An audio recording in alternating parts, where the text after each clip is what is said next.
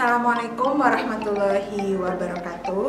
Hai anak-anakku semua, alhamdulillah kita bertemu kembali dalam pembelajaran jarak jauh Mapel Sosiologi kelas 10 IPS. Nah, pada pertemuan kali ini kita akan melanjutkan materi untuk belajar bersama mengenai teknik pengumpulan data. Anak-anakku semua, pada pertemuan kali ini kita akan masuk ke dalam bab 5 dengan materi pengumpulan data di dalam penelitian.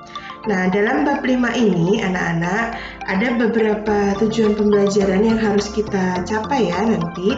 Yang pertama, setelah belajar, anak-anak dapat menganalisis apa konsep wawancara, observasi, dan angket. Kemudian mampu mengidentifikasi bentuk-bentuk pengumpulan data, baik kelemahan dan kelebihannya. Kemudian di akhir nanti kita akan merancang sebuah proyek mind map secara kreatif, inovatif, dan penuh tanggung jawab. Untuk integrasi INCAP dalam bab 5 ini sesuai dengan pengamalan Quran Surat Al-Insyirah ayat 5 sampai dengan 6 yang berbunyi fa'inna ma'al usri yusra, inna ma'al usri yusra, yang artinya karena sesungguhnya setelah kesulitan itu ada kemudahan dan sesungguhnya setelah kesulitan itu ada kemudahan. Jadi nanti kalau dalam prakteknya anak-anak menemui kesulitan itu tidak perlu takut anak-anak, karena bersama kesulitan pasti ada kemudahan. Nah, yang pertama yang akan kita pelajari dalam bab 5 ini adalah tentang wawancara.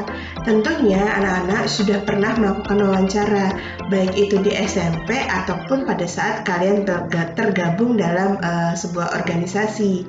Nah, apa sih sebenarnya wawancara itu? Jadi, wawancara itu merupakan pengumpulan data dalam bentuk komunikasi langsung antara peneliti dan informan atau responden. Jadi, kita melakukan tanya jawab, berkomunikasi langsung antara peneliti, kita sebagai peneliti, dan informan atau responden. Nah, kemudian sebagai seorang pewawancara yang baik, sikap apa saja yang harus kita miliki? Nah, ada 4 sikap yang harus kita miliki sebagai pewawancara yang baik. Yang pertama, kita harus punya sikap netral. Yang kedua, punya sikap ramah. Yang ketiga, adil. Dan yang keempat, kita harus bisa menghindari ketegangan. 4 sikap ini harus kita miliki sebagai pewawancara yang baik. Nah, kemudian untuk selanjutnya, macam-macam wawancara. Ada 2 macam wawancara yang akan kita pelajari anak-anak. Yang pertama itu adalah wawancara terstruktur, dan yang kedua itu adalah wawancara tidak terstruktur.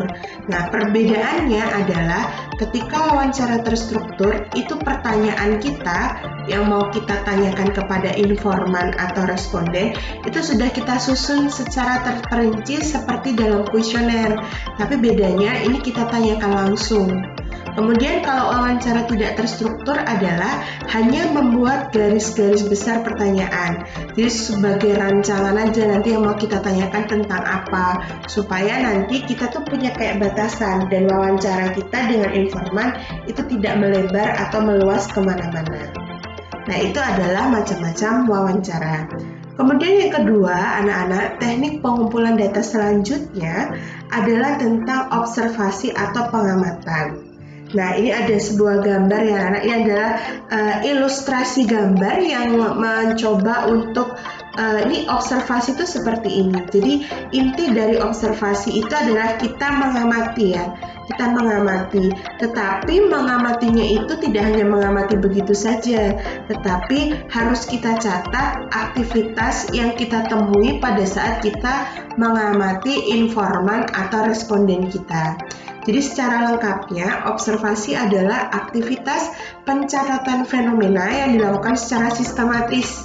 Tujuannya apa? Tujuan observasi itu adalah supaya kita sebagai peneliti memperoleh gambaran langsung tentang kehidupan masyarakat. Nah, kemudian jenis observasi. Ada 2 jenis observasi. Yang pertama itu adalah observasi partisipatif dan yang kedua adalah observasi non-partisipatif. Kalau observasi partisipatif, ada kata kuncinya partisipatif. Berarti di sini kita sebagai peneliti itu ikut terlibat langsung dalam kegiatan informan kita, sehingga kita memperoleh data yang sebenarnya.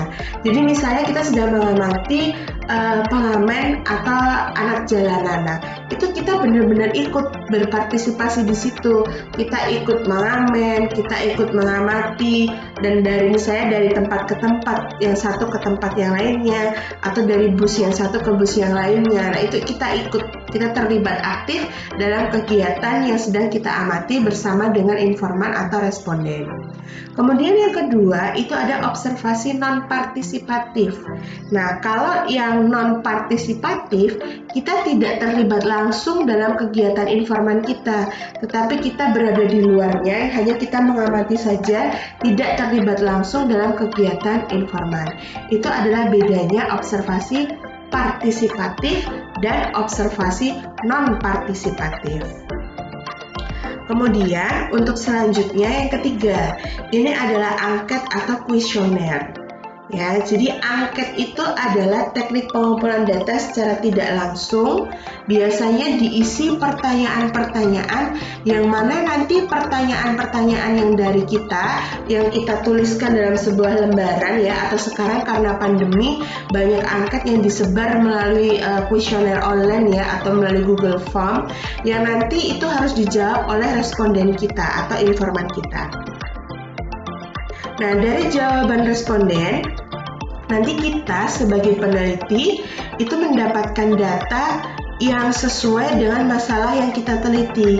Jadi memang angket yang kita gunakan itu harus mampu benar-benar mewakili apa yang menjadi tujuan penelitian kita. Kemudian angket itu ada banyak jenisnya anak-anak. Yang pertama ini adalah contoh angket tertutup. Kalau angket tertutup seperti yang ada di gambar, maka pertanyaan dan pilihan jawabannya itu sudah disediakan, sehingga responden atau informan kita tinggal memilih dan mengisi dengan tanda checklist mana yang sesuai dengan jawaban mereka. Jadi pilihan jawabannya sudah disediakan, pertanyaannya sudah ada. Itu adalah jenis angket tertutup. Kemudian yang kedua itu adalah angket terbuka. Jadi kalau angket terbuka anak-anak, angket terbuka itu adalah angket di mana kita sebagai peneliti itu memberikan keleluasaan kepada responden untuk menjawab dengan kalimatnya sendiri, sehingga nanti muncul jawaban yang beragam. Jadi tidak ada batasan dalam pilihan jawaban. Biasanya itu soalnya berupa soal essay ya, yang mana nanti akan dijawab sendiri, ditulis langsung oleh responden kita. Itu adalah angket terbuka. Kemudian yang ketiga adalah angket semi terbuka. Kalau semi terbuka, maka ini merupakan gabungan anak-anak. Jadi jawabannya sudah kita sediakan, misalnya seperti dalam gambar, itu tetapi responden masih ada diberi opsi pilihan jawaban lain.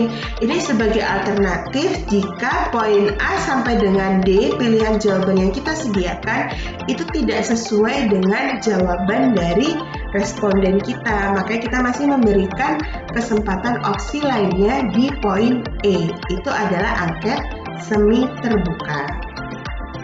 Nah, demikianlah anak-anak kita pelajari tentang teknik pengumpulan data yang ada 3. Semoga kalian bisa memahami. Demikianlah anak-anakku semua, pembelajaran materi sosiologi pada kesempatan kali ini.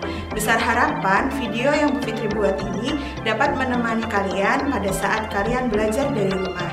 Pesan dari Bu Fitri, jangan lupa untuk tetap menjaga iman dan jaga imun kalian karena pandemi masih ada di sekitar kita. Sekian dari Bu Fitri, Assalamualaikum warahmatullahi wabarakatuh.